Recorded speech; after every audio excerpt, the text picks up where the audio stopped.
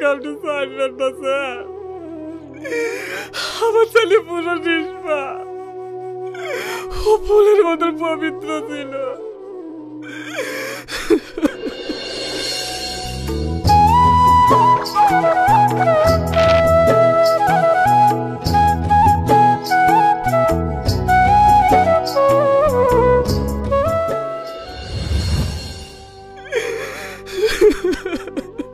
দেখুন রাশিদ বাবু, আপনি একটু শান্ত হওয়ার চেষ্টা করুন। আমি আপনাকে কথা দিচ্ছি, যারা আপনার ছেলেকে মেরেছে তাদের আমি কাউকে ছাড়বো না। স্যার, আমি কি করে শান্ত হব? আমার বংশ প্রদীপ চালানোর মতো কেউ নাই স্যার।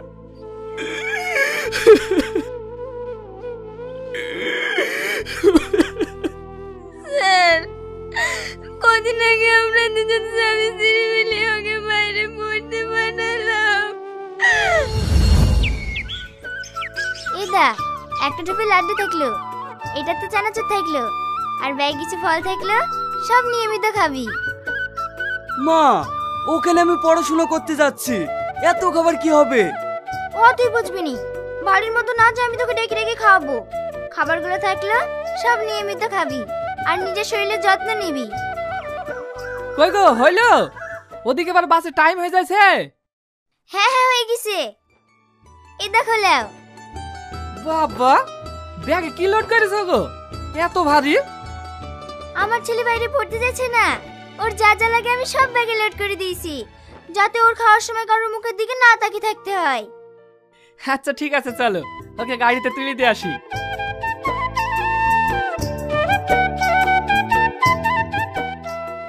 তোকে ঘিরে আমাদের দুজনের অনেক স্বপ্ন রে। মন দিয়ে পড়াশোনা করবি, তোকে অনেক বড় হতে হবে। তোমরা এইসব নিয়ে চিন্তা করো না, আমি তোমাদের সব স্বপ্ন পূরণ করব। তোমরা ভালোভাবে থেকো। আমাকে ফোন করতে ভুলিস না জানো, আমি তোর বোনের অপেক্ষায় থাকবো। ঠিক আছে, ফোন করব মা, আমি আসছি।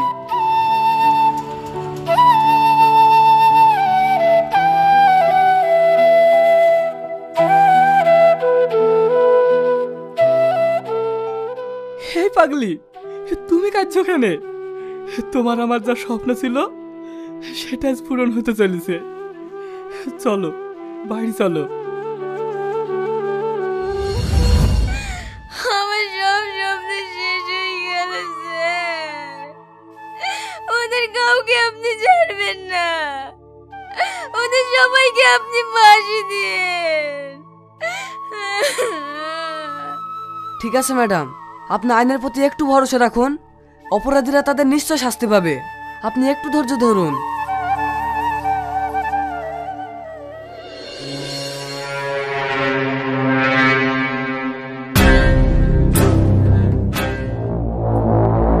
ঢুকাও শালাতে লকাবে। শালারা যে কত বড় মস্ত হচ্ছে তাও আমি দেখছি।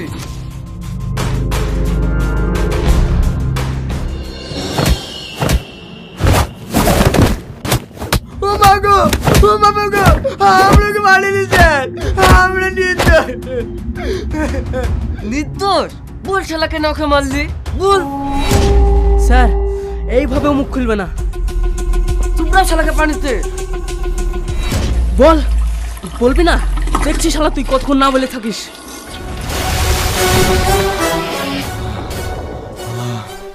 আমি কিছু করিনি স্যার, আমি নির্দোষ। শালা যতক্ষণ না বলবি ততক্ষণ ছাড়বো না। বল শালা, বল।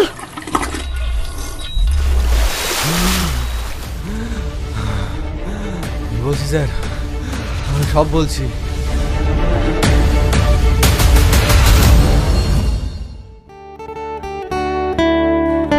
কিরে, এখনো যে ওরা এলো না? আমাকে তাড়াতাড়ি আসতে বলে ওদের পারতে নেই।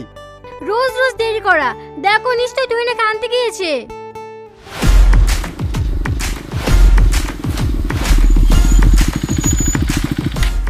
নবাবপুত্রর এখন আসার সময় হলো? আর বলিস না, তুই নাকি আনতে গিয়ে একটু দেরি হয়ে গেল। ও যা মেকআপ করতে বসেছিল, বাবা ওতেই টাইম শেষ।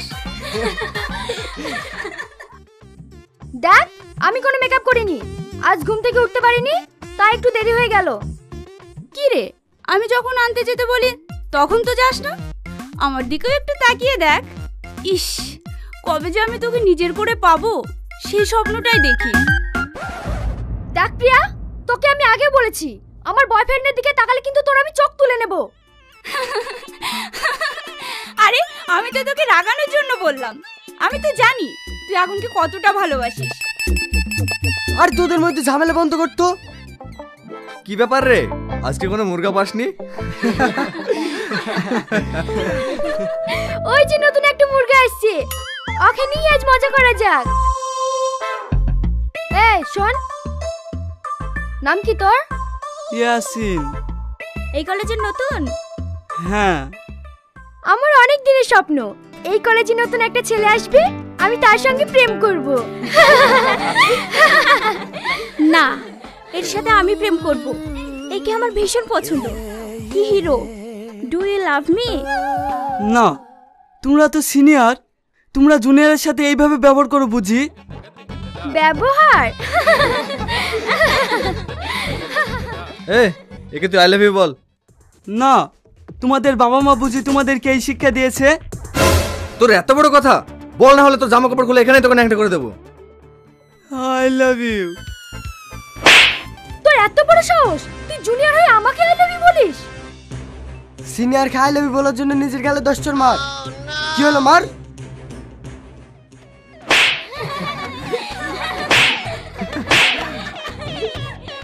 চল ক্লাসে যা, আবার কাল হবে।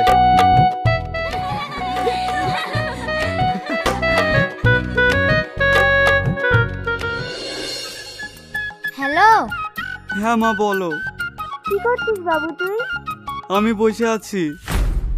কি ব্যাপার, তুই কাঁদছিস কেন?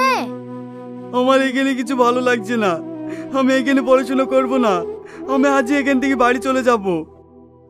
হ্যালো হ্যালো, কি গো বাবু এসব কি বলছে?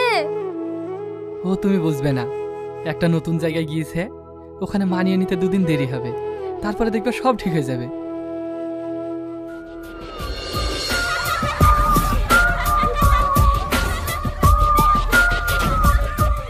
তোরা দেখ রে, বাবু আবার আইসক্রিম খেতে খেতে আসছে। এই শোন, তুই আমাকে গালি দে। কি হলো দে? না দে বলছি।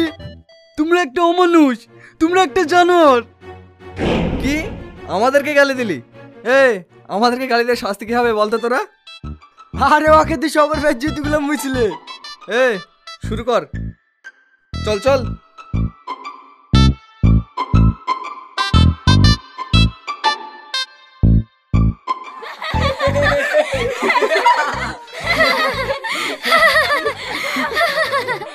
এবার তোকে আমি নায়ক সাজাবো।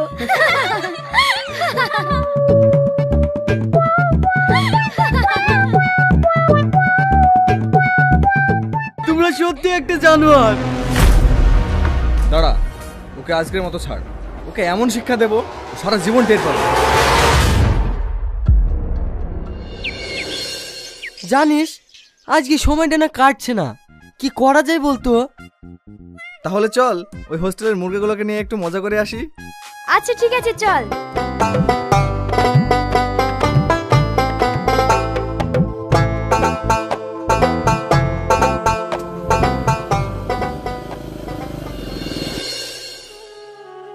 দেখ তুই আর এইভাবে কান্না করিস না, আমরা আর এই কলেজে পড়াশোনা করব না, চল আমরা এখান থেকে চলে যাই।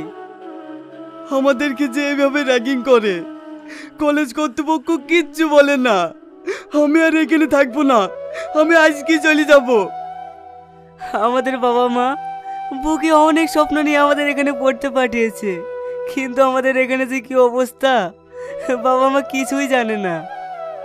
ফোন করে ওদেরকে র্যাগিংয়ের কথা বললে ওরা বিশ্বাসই করে না। আমরা এখন কি করব? না, আমাদের নিজের প্রাণ বাঁচাতে গেলে কিছু একটা করতেই হবে। ওই কে কোথায় আছিস? তাড়াতাড়ি বেরিয়ে আয়। কি হলো, কথা শুনতে পাচ্ছিস না? তাড়াতাড়ি বেরিয়ে আয়।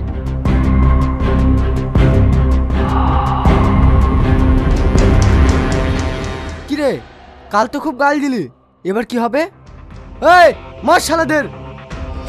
দাঁড়া, এভাবে আমাদের রাগ মিটবে না। ওদের জামা কাপড় খুলে সব উলঙ্গ কর।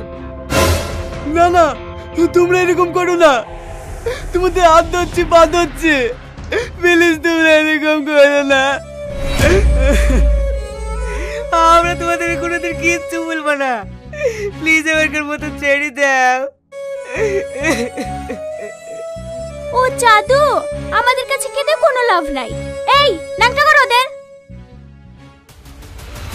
খোল তাড়াতাড়ি।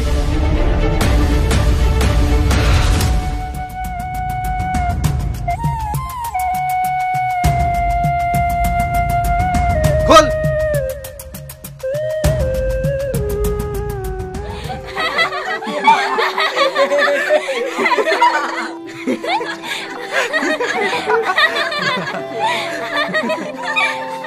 শোন, আর কোনোদিন যদি সিনিয়রদের সাথে খারাপ আচরণ করেছিস, শালা তোদের প্রাণে মেরে দেবো। এই চল।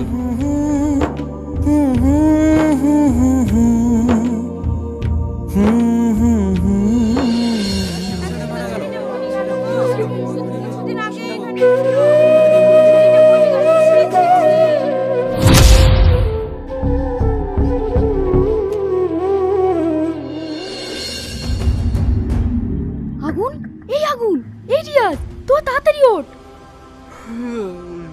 কি হলো, ডাকছিস কেন? কি হলো? কালকে যাদেরকে আমরা র্যাগিং করেছিলাম তাদের মধ্যে একটা ছেলে সুসাইড করেছে। এখন সব দোষ আমাদের গাড়ি পড়েছে। হ্যাঁ, তুই এসব কি বলছিস? হ্যাঁ, আমাদেরকে পুলিশে খুঁজছে। চল আমরা তাড়াতাড়ি এখান থেকে পালাই। এইভাবে ছেলেটার প্রাণ কেড়ে নিয়েছিস? শালা, তোদেরকে এমন শিক্ষা দেবো তোদের আত্মা পর্যন্ত খেয়ে উঠবে। গিয়ে চল সাদা কোটে, ওদেরকে আমি ফাঁসিতে ঝুলাতে চাই।